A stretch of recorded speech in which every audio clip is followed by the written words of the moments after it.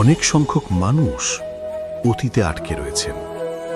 সেখানে অনেক মানুষ ভবিষ্যতের চিন্তায় দিন কাটাচ্ছেন। আজই বর্তমানে খুব কম সংখ্যক মানুষ প্রসন্ন থাকতে পারেন। সেটাই শিখুন। ধর্ম এটাই বলে যে যদি মনে কোনো মালিন্য না থাকে, এই মন যদি স্বচ্ছ হয়, কর্মের মাঝে কোনো ছলনা যদি না থাকে, তাহলে নিশ্চিত রূপে জীবনে সুখ এবং শান্তি আসবে, আর আসতেই থাকবে। প্রত্যেক মানুষ নিজেদের জীবনে সুখ এবং শান্তি কামনা করেন। অনেক মানুষ এর জন্য শাস্ত্র পাঠ করেন যে কিভাবে জীবনে সুখ শান্তি লাভ সম্ভব।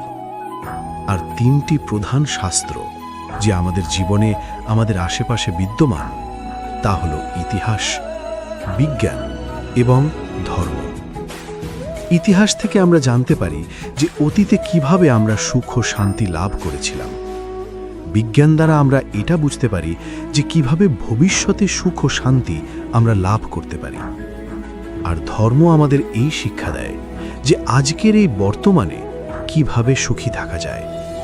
আসুন আমার সাথে ভালোবেসে বলুন, রাধা রাধা সাফল্য। আমরা সবাই জীবনে সাফল্য লাভ করতে চাই। প্রত্যেক ব্যক্তি এটা চান যে নিজের কর্মক্ষেত্রে তিনি যেন সর্বশ্রেষ্ঠ হয়ে থাকেন। এবার আমাদের মধ্যে কেউ এটা মানুক বা না মানুক, আমরা সবাই এটা জানি। কোথাও না কোথাও নিজেদের মনে মনে আমরা এটা জানি যে আমরা সম্পূর্ণ নই, আর আমরা সবাই পূর্ণতা লাভ করতে চেষ্টা করি। এবার পূর্ণতা প্রাপ্তির এই যাত্রায় সাফল্য কিভাবে লাভ করা সম্ভব? কেউ বলবে নিরন্তর পরিশ্রম করতে থাকো, দৃঢ় নিষ্ঠার সাথে অগ্রসর হও, সাফল্য অবশ্যই লাভ করবে।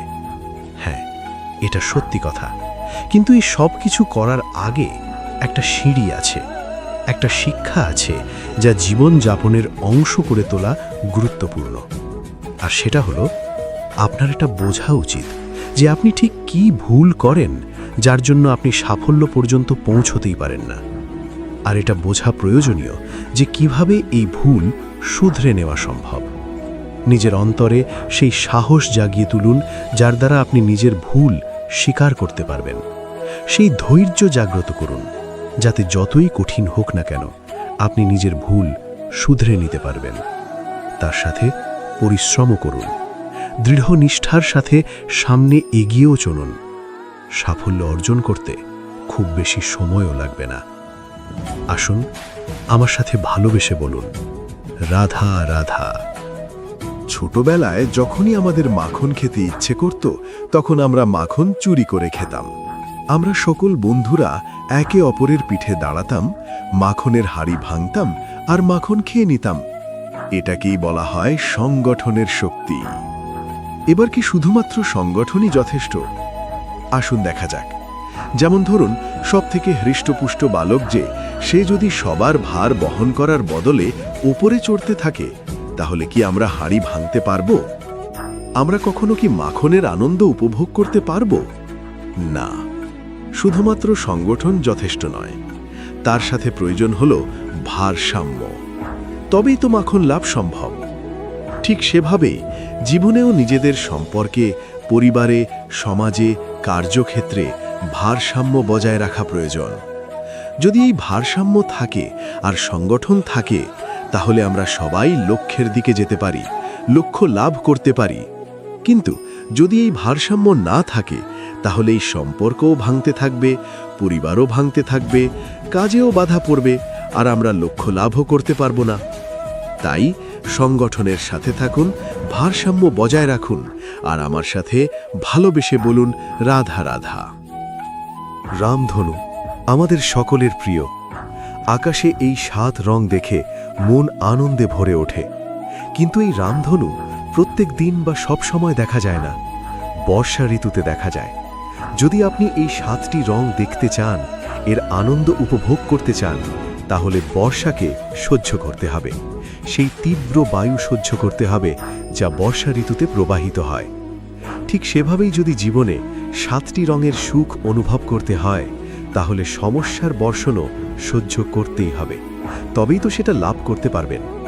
মনে রাখবেন, একটি ছোট্ট শিশু যখন তার খিদে পায়, তখন কিন্তু সে নিজে মাকে সেটা জানাতে পারে না, বলতেও পারে না, তাকেও কিন্তু সেই খিদের যন্ত্রণা সহ্য করতেই হয়। আর যখন সেই যন্ত্রণায় সে কাঁদতে থাকে, তখন মা বুঝতে পারেন যে সেই ছোট্ট শিশুটির তো খিদে পেয়েছে। তখন তার খিদে দূর হয়। বসে থেকে এই সংসারে কোনো কিছুই লাভ করতে পারবেন না। যদি সুখ ভোগ করতে হয়, তাহলে যন্ত্রণাও সহ্য করতে হবে, পরিশ্রমও করতেই হবে। তাহলে সাহসের সাথে সব যন্ত্রণার সম্মুখীন হন, শৌর্যের সাথে পরিশ্রম করুন, আর আমার সাথে ভালোবেসে বলুন, রাধা রাধা। মানুষের আরও একটি শত্রু হল অহংকার। যদি আপনি এমন কোনো বস্তু অর্জন করেন যা মূল্যবান, বা এমন কোনো সাফল্য যা হয়তো অনেক মানুষ লাভ করতে পারেননি, তা নিয়ে যদি আপনার অন্তরে অহংবোধ জন্ম নেয়, তাহলে এই অহংকার আপনার শত্রু নাকি মিত্র তা নির্ভর করছে আপনার বিবেকের উপর। এবার ধরুন আপনি অত্যন্ত শক্তিশালী ব্যক্তি, আর আপনি অহংকারী হয়ে গেলেন।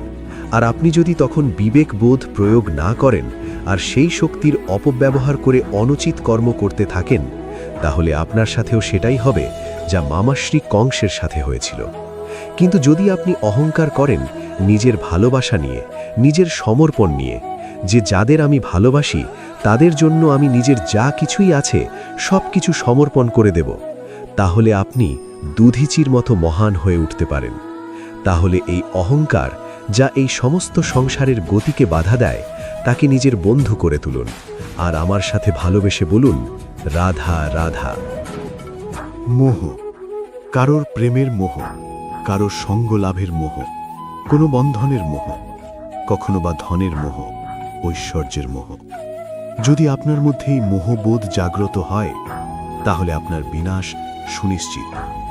যেমন কোনো বিশেষ ব্যক্তির প্রতি যদি আপনার মনে মোহ জাগ্রত হয়ে যায়, তাহলে আপনি চাইবেন সেই ব্যক্তি আমার কাছেই থাকুক, আমার পাশেই থাকুক, শুধুই যেন আমার হয়ে থাকুক। আর শুধু এই কারণেই কোথাও না কোথাও সেই ব্যক্তিকে আপনি তার প্রিয়জনের থেকে দূরে করে দিচ্ছেন। তারপর দুঃখ আসে, নিরাশা আসে, কারণ স্বাধীনতা সেই অনুভূতি যেটা সবার প্রিয়, আর সেই অনুভূতিটাই আপনি তার থেকে কেড়ে নিচ্ছেন। এভাবেই মোহ নিশ্চিত রূপে আপনার শত্রু হয়ে যাবে। কিন্তু যদি আপনার মোহ থাকে নিজের মাতৃভূমির প্রতি, তার সম্মানের প্রতি, তাহলে আপনি একজন প্রবল রক্ষক হয়ে উঠবেন। যদি আপনার মোহ থাকে আপনার আত্মসম্মানের প্রতীক, নীতির প্রতি, তাহলে এই মোহ কখনো আপনাকে অধর্মের পথে চালিত হতেই দেবে না। আর যদি আপনার মোহ থাকে নিজের আত্মার প্রতি, তাহলে কোনো দুরাত্মা এসে আপনার কোনো ক্ষতিই করতে পারবে না। তাহলে নিজের এই মোহকে নিজের মনের মধ্যে সংযত করে রাখুন, একে নিজের মিত্র করে তুলুন, আর আমার সাথে ভালোবেসে বলুন, রাধা রাধা। স্বভাব, মানুষের এই স্বভাব কিন্তু খুব গুরুত্বপূর্ণ বিষয়। এটাই নির্ধারিত করে দেয় যে সংসার তাকে ভালোবাসবে নাকি ঘৃণা করবে। এটাই নির্ধারিত করে দেয় যে তার আপনজন মানে তার প্রিয়জন তার সাথে থাকবে নাকি তার থেকে দূরে চলে যাবে। এবার স্বভাব কেমন হওয়া উচিত? কিছু মানুষ বলবেন যে স্বভাব চন্দ্রমার মতো হওয়া উচিত, অত্যন্ত সুন্দর এবং শীতল। কিন্তু চন্দ্রমা নিজেও তো সূর্যের কাছে নিজের প্রকাশের জন্য ঋণী। সূর্যের মতো হয়ে উঠুন। এই সূর্য যখন উদিত হয় তখন শান্ত থাকে, তারপর সারা দিন নিজে প্রজ্বলিত হয় এবং এই সংসারকে প্রকাশ প্রদান করে, যাতে এই সংসার নিজের কর্ম করতে পারে। আর যখন এই সূর্য অস্ত যায় তখনও কোনো কোলাহল করে না, শান্তভাবে অস্ত হয়। সূর্যাস্তের সময় পরিবেশ শান্ত থাকে, সমস্ত পশু পাখি আনন্দে থাকে। সূর্য যখন অস্ত হয় তখন এই আশা নিয়ে অস্ত হয় যে পরের দিন সে আবার উদিত হবে। আর অস্ত হওয়ার পরেও সে চন্দ্রমাকে নিজের প্রকাশ প্রদান করে। যদি আপনিও নিজের উত্থানের সময় অহংকার না করেন এবং নিজের পতনের সময় দুঃখী না হন, আর জীবনে অন্ধকার ঘনিয়ে আসার পরও আপনি অন্যদের সাহায্য করেন, তাহলে সূর্যের মতো আপনি আবার উদিত হবেন, এই সংসারকে প্রকাশ প্রদান করতে পারবেন, সাফল্য লাভ করতে পারবেন। আসুন আমার সাথে ভালোবেসে বলুন, রাধা রাধা। পরিচয়, এই সংসারে প্রত্যেক ব্যক্তি নিজের পরিচিতি অর্জন করতে চান। পরিচিতি অর্থ এই নয় যে আপনার নাম কি। পরিচিতির অর্থ হলো এটা যে প্রত্যেক ব্যক্তি এটাই চায় যে এই সংসার আমাকে চিনবে, জানবে আর আমাকে সম্মান করবে। কিন্তু এই সব অর্জন করার পূর্বে এটা বুঝুন যে এই পরিচিতির আসল অর্থটা কি। যদি কোনো ব্যক্তি এটা বলেন এর পরিচয় হলো এটাই যে সে একজন ধনী পিতার পুত্র, তাহলে সেই পরিচিতি পুত্রের নয় বরং তার পিতার। যদি কেউ এটা বলে যে সেই ব্যক্তির পরিচয় হলো সে খুব সুন্দর, তাহলে সেই পরিচয় হলো তার রূপের, সেই ব্যক্তির নয়। বাস্তবে পরিচয় কি? আপনার সান্নিধ্য লাভ করে কোনো ব্যক্তি কি অনুভব করতে পারে, তার কি ধরনের অনুভূতি হয়। আপনার পদ, আপনার সম্পত্তি, এই সব কিছুর ঊর্ধ্বে হলো আপনার আসল পরিচয়। যদি কোনো ব্যক্তি আপনাকে স্মরণ করেই প্রসন্ন হয়ে যান, তাহলে সেটাই হলো শ্রেষ্ঠ পরিচয়। তাই এই সংসারে নিজের শ্রেষ্ঠ পরিচয় গড়ে তুলুন, আর আমার সাথে ভালোবেসে বলুন, রাধা রাধা। 6 শত্রুর মধ্যে অন্তিম শত্রু হল ঈর্ষা। কোনো ব্যক্তি যদি জীবনে আমাদের থেকে বেশি উন্নতি করে, আমাদের থেকে বেশি সাফল্য লাভ করে, আমাদের থেকেও বেশি শ্রেষ্ঠ হয়ে ওঠে, বেশি গুণী হয়ে ওঠে, তাহলে কোথাও না কোথাও আমাদের মনে ঈর্ষাবোধ জন্ম নেয়। আর শুধুমাত্র এই ঈর্ষাবোধের জন্ম হলেই এই ঈর্ষা আপনার শত্রু হয়ে ওঠে না। সেই ব্যক্তির বিকাশে বাধা দেওয়ার জন্য বা সেই ব্যক্তিকে আটকানোর জন্য আপনি কোনো অনৈতিক পথ অবলম্বন করেন, তখনই এই ঈর্ষা আপনার শত্রু হয়ে ওঠে। কিন্তু যদি এই ঈর্ষার দ্বারাই আপনি নিজেকে আরও বেশি শ্রেষ্ঠ করে তুলতে পারেন, আরও বেশি সক্ষম, আরও বেশি গুণী হয়ে উঠতে পারেন, তাহলে এই ঈর্ষা আপনার মিত্র হয়ে আপনাকে আরও বেশি শ্রেষ্ঠ করে তুলতে পারে। এইভাবে ঈর্ষাকে আপনি নিজের মিত্র করে তুলতে পারেন। এই 6 বিকার বা বোধ বা শত্রু যাদের কথা আমরা বললাম, এদের আমরা নিজের বন্ধুও করে তুলতে পারি। দিনের শেষে নির্বাচনটা আপনাকেই করতে হবে। নিজের এই মনকে অত্যন্ত শক্তিশালী করে তুলুন, তবেই গিয়ে আপনাকে এই সব শত্রু সাহায্য করবে অগ্রসর হওয়ার জন্য। আসুন আমার সাথে ভালোবেসে বলুন, রাধা রাধা। যদি নিজের কথা বলি, তাহলে আমার এই নিয়ে অভিযোগ নেই যে জন্মের পরেই আমাকে মা বাবার থেকে দূরে চলে যেতে হলো।